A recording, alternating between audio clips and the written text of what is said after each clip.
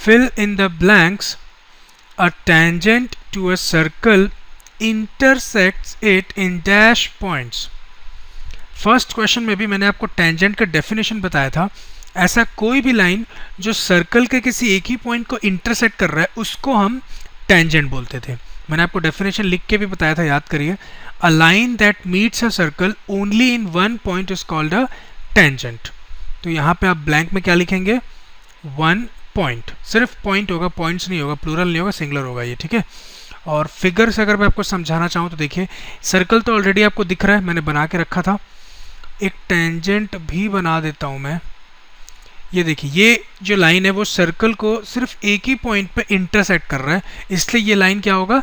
इस सर्कल के लिए एक टेंजेंट होगा.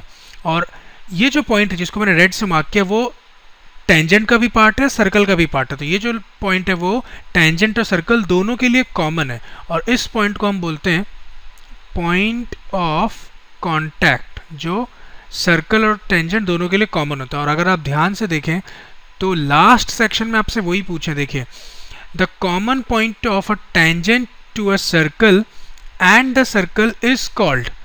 तो मैंने आपको पहले ही बता दिया है, उसको क्या बोलते हैं हम? Point of contact. तो मैं यहाँ लिख देता हूँ पॉइंट ऑफ कांटेक्ट. फर्स्ट और लास्ट सेक्शन एक दूसरे से रिलेटेड था, इसलिए मैंने साथ में इनको कवर अप कर लिया है.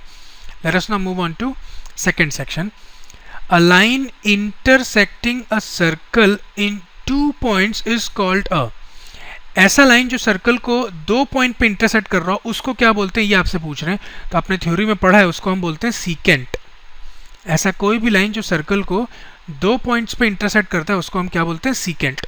देखिए, ये जो लाइन मैंने ड्रॉ किया है वो सर्कल को दो पॉइंट पे इंटरसेक्ट कर रहा है.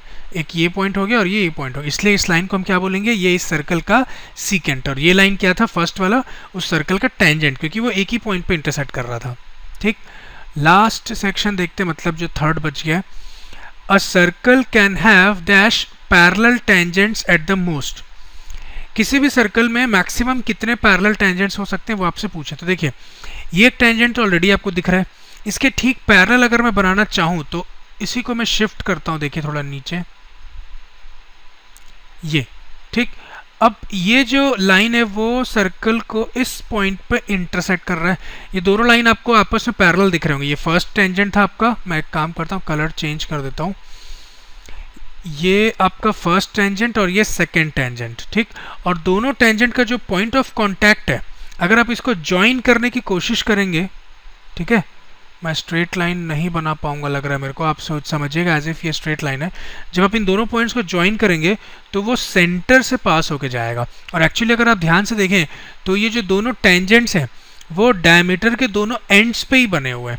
ठीक है, मतलब अगर आपको वर्ड्स में बताऊं, the parallel tangents are at the end points of the diameter of a circle. इस चीज़ को आप याद भी रखिएगा. से इस पॉइंट को मैं पॉइंट P बोल देता हूँ, फर्स्ट टेंजेंट का जो पॉइंट ऑफ कांटेक्ट था, और सेकंड टेंजेंट का जो पॉइंट ऑफ कांटेक्ट है उसको मैं Q बोल देता हूँ.